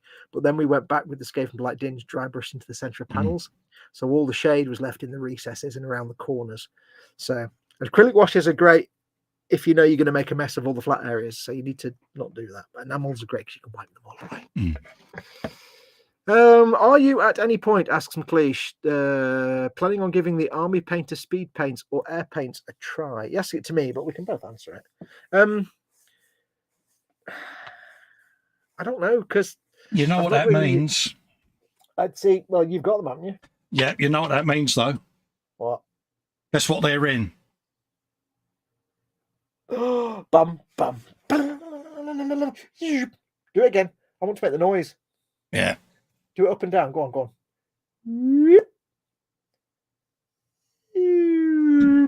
There you go. That's the army paint, the speed paints. In my standing rack of 3D printedness. Do it again. Do it again. Hold up. Let's try and get it off the cloth. There you go. God, that's so steampunk, isn't it? Can you get like gold or brass colored plastic for 3D printing? Yeah, I could just paint it. That'd be easier, wouldn't it? I'm thinking if you did it in plastic, then the paint wouldn't come off, would it? I've got all these gold like cogs and brass cogs and stuff. Oh, yeah. It's even got 3D printed circlips. It's like, yeah. Yeah, so Festa will be using them because you've done a lot of contrast painting as your stump. Yeah. I've got the army paint, the speed paints. I've got the Citadel ones. Yeah. So yeah, I like the concept, not just solely to do only contrast painting, but I like to use them as almost like glazes as well. Yeah. So I mean, you've got a lot. I've only ever used the contrast paints for Citadel to do metallics on a Borderlands paint scheme. Yeah. I don't really have any interest in doing the paint things quick without doing any layering and stuff. Like, you know, the how to paint things quick and get them. I don't want to do that with contrast paint. Yeah. You're on about slap drop, aren't you? Basically, that sort of. Yeah, or what contrast paints first came out for, which is paint your dude white and then paint the blue over it, and bang, you've got a Space Marine. Yeah. It's like no. I tend to use them almost like blends, glazes, or to go over a colour just to give it a bit of a kick, you know. But yeah, I will use them for painting. I've got like 1 million Death Guard Poxwalkers. Yeah. That was done with contrast paints. Yeah. Ignore the trousers because the trousers look terrible, but that was doing like 5 minutes. All the flesh, the pustules and the bloated purpley bits, that was literally just some contrast paint slapped over. Yeah. So for stuff like that, like flesh and rotting stuff, I probably will at some point. Oh yeah, you know, something like Plague Bearer flesh or something like that over that would be mint. Did you just say Plague Bearer? Yeah. Did you just say a Death Guard thing? I'm impressed. Yeah. Oh, nice, scary, isn't it? I know. So for stuff like that, like for example, I might have like a Plague Marine, and I'll paint his armor the traditional way, but then I might paint all the tubes and tentacles and fleshy bits with contrast paints because you can wet blend them on the model, and you can get all these like lovely bruised flesh effects. So I probably will at some point. I've only got a couple of colours at the minute, but yeah. Plague Bearer flesh. Whoa. Well, for things like vehicles and stuff like that, I don't see any use for them at all, for me personally, unless I was doing a Borderlands colour scheme because they're great for metallics. Yeah. Right, I think we can do our second coat. I'll do a quick blast with the hairdryer, and then I'll let you do your. Yeah, no worries, mate. Back a sec. Yeah. Candygram Thagan, says speed paints in the technical paint stand of awesomeness. Yeah. McLeish says that's awesome. I want. Absolutely. And that fits all 24 of the speed paints in there. 3D printed circlip, says Sagan. That is cool. Yes, 3D printed, mate. I know it's sad, Graham, isn't it? But yeah. That's the first time I've heard somebody say circlip since I took my Fiesta engine apart like 20 years ago. Yeah, it's one of them. Yeah, don't get me wrong. It's not a quick print. That's about 60 hours or more on various components, you know. And then obviously all the assemblage and all of that lot. assemblage. Yeah, but no, it was a nice little way of having a test. But yeah, I can do them up to 40 bottles, but the weight of them then becomes a problem because I have them hanging off the front of the door on my cabinets to save space. Literally just there. See, speed paint, rack of goodness. Get in there. Rack of goodness. Get your rack of goodness here for £8 a pound. Here you go. I'm looking for a Carl Sagan quote about that I can use for speed paints, but I can't think of one. I can't find one. To paint speedily, I don't know.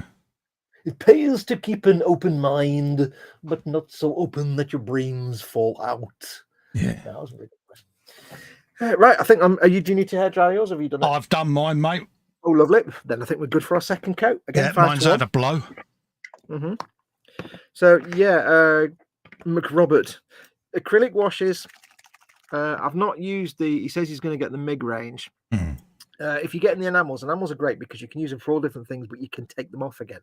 So if I was, say, painting around these panel lines, I could put the wash in there, the enamel wash, and then give it 15 minutes and then get a clean cotton bud and just wipe it all away. So you can use it for shading and everything else. Acrylic washes, once they're on, that's it. They're on permanent. You can't take them off. So you have to be aware of that.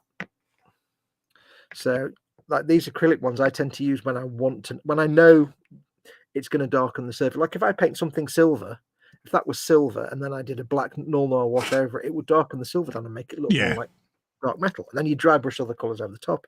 So you have to work with the way the shades or acrylic washes work. You have to be aware of that. I don't need the bottle holder, do I? You can even do gunk washes with enamels. I used to do gunk wash with oils. I kind of stopped because I could do the same thing with streaking grime and it's a lot faster because it only takes about 24 hours. Yeah, we all used to rely on Starship Filth, didn't we? But like I say, it's just evolved, didn't it, into other things now. Yeah. Well, I just tried it with enamel with streaking grime once. I'm like, hang on, this is exactly the same end result, and it's dry. It's dry for matte varnish in 24 hours rather than 5 days. Why am I even ever going to use Starship Filth again? Yeah. Why? Because you had all the Starship Filth. Well, yeah, there is that. I've got all of it, so I might as well use it. McLeish says, is that machinery done on the PLA printer? Yes, it was done on my filament printer next door there, mate. Filament. It's a lovely word, but out of context, it's quite absurd. Yeah. Right. It's like that. What you going to do? Wood filament, that came from the PLA printer. Oh, yeah. Filament printer. It's like, Same again, we're just going to do a glaze. Yeah. And we're going to make sure it's kept horizontal so it doesn't do gravity falling into recesses that way. Keeping it horizontal just means that when it shades around a rivet or a raised surface, it does it on both sides rather than just on the top or just on the bottom. Because we're not trying to make a shadow wash here. We're trying to just darken the red and white so that they are less contrasty and therefore they look neater. There's no real way to explain it. And give it an inkling of dirtiness, but not too much because that's not really the purpose of it. But the funny thing is, and trust me on this, if ever you just do it on a piece of spare plastic as an experiment, paint a stripe like we've done, like 2 different colours, in bigly contrasting like red and white, or blue and white, or whatever, and try and get the lines as smooth as you can between them. Get them as neat as you can, and I guarantee when you look at them, they won't be that neat. They'll be like, I can see little wibbles and wobbles and bits where the paint's not quite opaque. Trust me, do a couple of heavily diluted washes like that to just dirty them up a little bit, and it will suddenly look like you've got a perfectly geometrical, precise straight line. I can't explain it. I really can't explain it. It just works. Yeah. Any little bits where perhaps you've got the straight red line, then it's a little bit transparent because it's not brushed over quite right and there's white showing through underneath, it just hides it. It makes your lines look crisp. I don't know why. It just does. But like I said, if you're painting something white or cream coloured, like say Tau Armour or something like that, this kind of heavily diluted wash with Agrax is a really nice way to get some relief and sort of depth to the white without making it look too dirty. You can always go back and repaint the white over the top if you want to, or you can leave it like that. So it looks a bit used, but not filthy. Yeah, of course, it looks like it's almost been rained on. Yeah, it's just got that little bit of shadow around the rivets, and it's got a little bit of colour to it. It's not just white, because that's boring. It makes things look kind of like ivory, or it always makes me think of it like the enamel pots and pans that white with the blue bit around the top. Yeah, I know the ones. Yeah. So handy tips. But yeah, diluted washes. Now, like I say, I know that these acrylic washes are going to leave little watermarks and patches, like little patches in the middle of that white bit. But what we can do next time, before we start doing any chipping, is just, if we want to, just relayer over some of the white colour, or rather the off-white colour, just to tidy that up before. We probably don't need to, because we're going to do chipping, but we could do. And that way you're just left with the brown wash in the recesses. Wherever you want it, you can glaze your whites over. We could have put Agrax Earthed on there neat, but it will be a really dark brown wash, and it would just make everything look dark. Oh, yeah, it'd be too dark, wouldn't it? I mean, this is, Yeah. We're going to be putting dirt on it later, but this is just, we're not doing this wash layer to make it look dirty, although it does. We're doing it to make the red and white look nice and neatly painted. It's weird. I don't know how it does it. I found it out just when I was doing some checkers, and it's just weird how it suddenly was like, whoa, that makes it look like, I did some checkers and they weren't even very square checkers, but somehow it just made my checkers look square. And I'm like, what? Oh, mate, anything that makes my checkers look better, I'll do. Yeah. It's like, I don't know, it just made every edge look like it'd been airbrushed and masked. It was weird. I was like, I'm doing this again. Yeah, Fox, you bought all the filth, says McLeish. I did not. If I brought all the filth, then explain how Festa's got some. Yeah, I must admit, I got 4 tubes from E-Models once. Cubed. It's a shame that you can't buy it separately in a lot of places. You have to go to the place. Yeah. But it's funny, you know, we all went out and bought loads of it. And like I say, I've got probably 2.5 unopened tubes now. 2 tubes unopened, should I say. Yeah. McLeish says, oh, Colin, that's awesome. I want. Yeah, it's a good old paint rack, isn't it? And Jeff says, speed paints in the technical paint stand of awesomeness. Yeah. I can't read every single comment of his like Carl Sagan. Because for me, it's utilising every bit of space I've got in this room and having stuff that is able to just hang on the cupboard doors that I can just get to quickly. And that was perfect for that.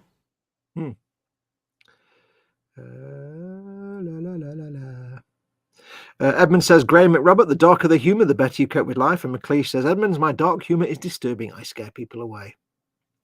Yeah. I think that's just you. I think that's just you, McLeish, not your humour. It's just you scare people away, I think. Yeah, it's one of them. You do try to gauge it as best as you can, don't you? Because you don't want to deliberately offend people. But yeah, we don't always get it right, believe you me. You know, because I think with us two, we've got such a deadpan delivery, haven't we?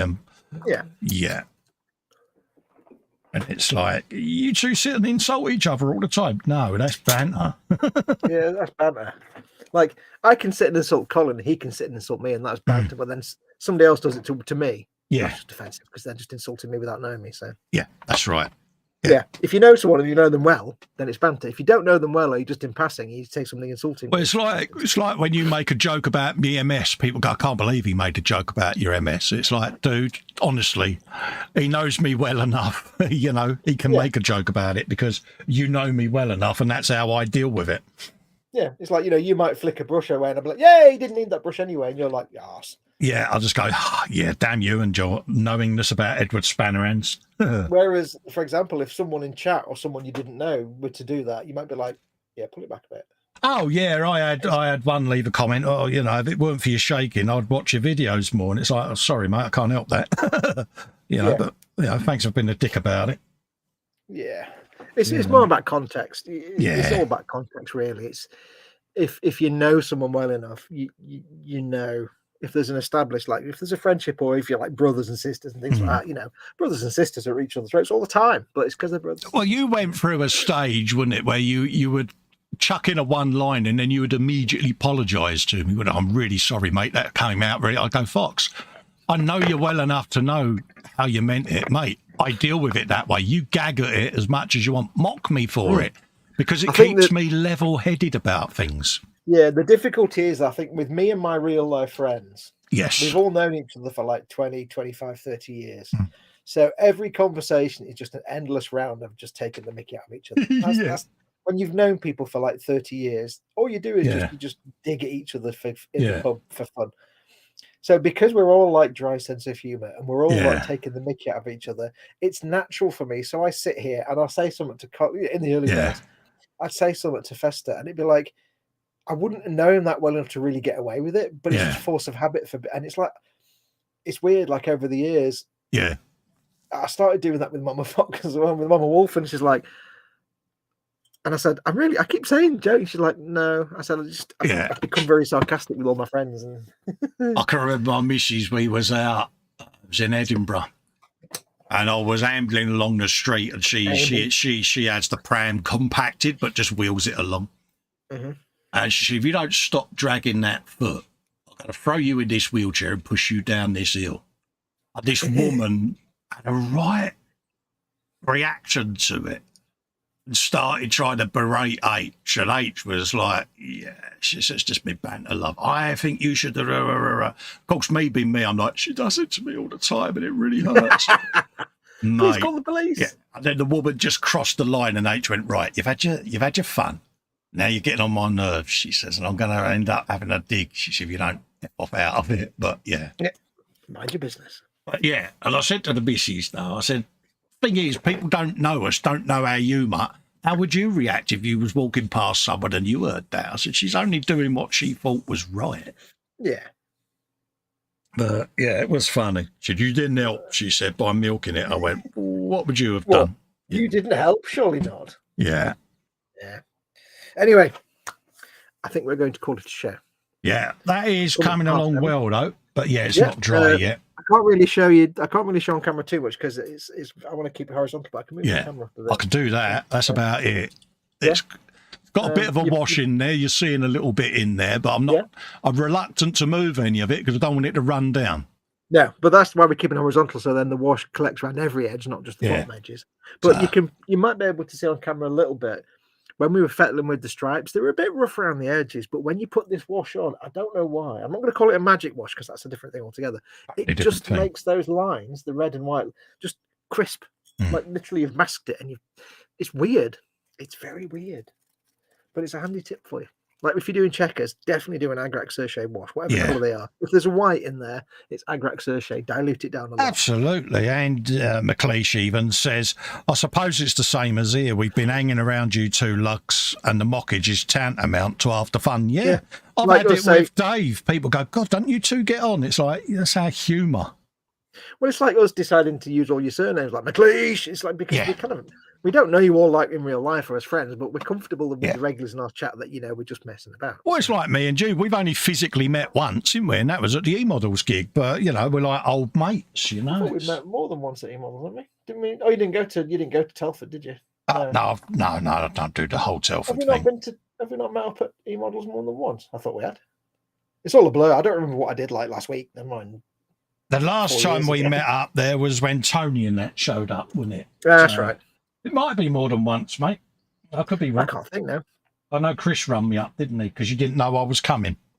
Yeah. It may have just been once. Yeah.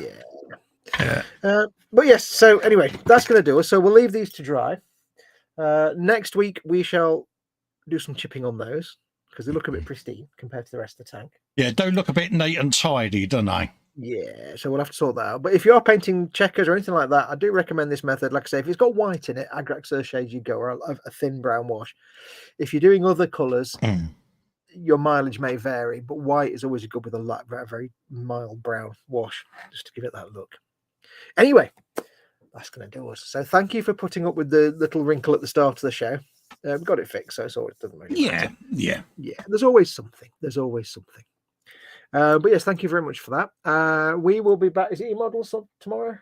As far as I know, it's E-Models Monday tomorrow. Yeah, it's Chris's store, isn't it? Oh, yeah, there we go. So it's E-Models. So both of us will be back on the E-Models UK channel tomorrow for the E-Models Monday show at 9 p.m. I will be back, hopefully, fingers crossed, on Friday afternoon with some more Fallout, and then at midnight with Festa on Festa's channel for some midnight silliness. Saturday, of course, is Cyberpunk.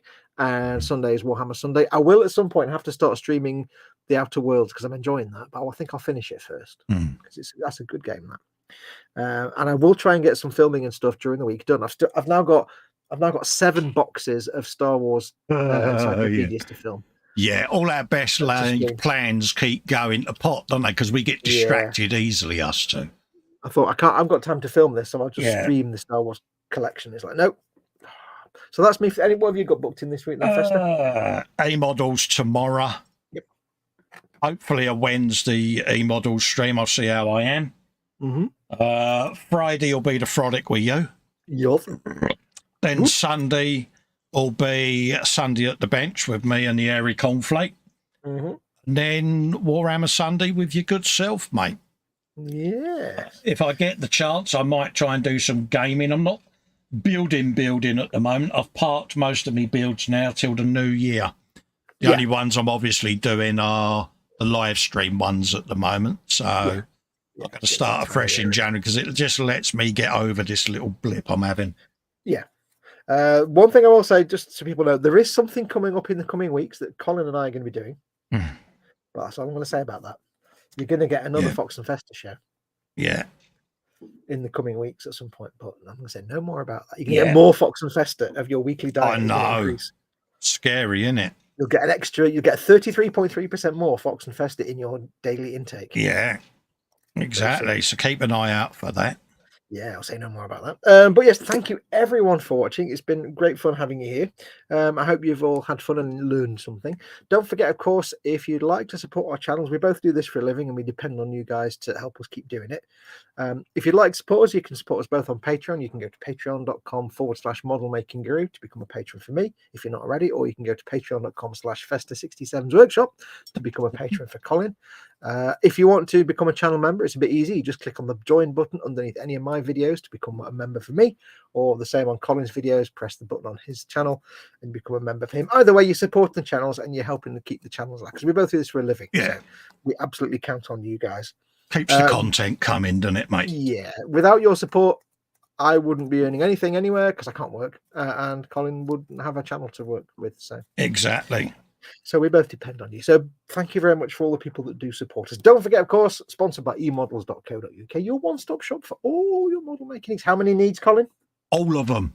All of them. Not some all of them. Not 3 of them. Not 4 of them. All of them. All of them. So if, as Marcus would say, feeling overburdened by money, yes, go and sort them out at eModels. They'll sort you out. But until then, I shall say thank you very much to all of you. Take care of yourselves. We shall see you all soon. Don't forget, of course, go make something awesome. Go be awesome. And until next time. Adios, amigos. Oh, you bugger.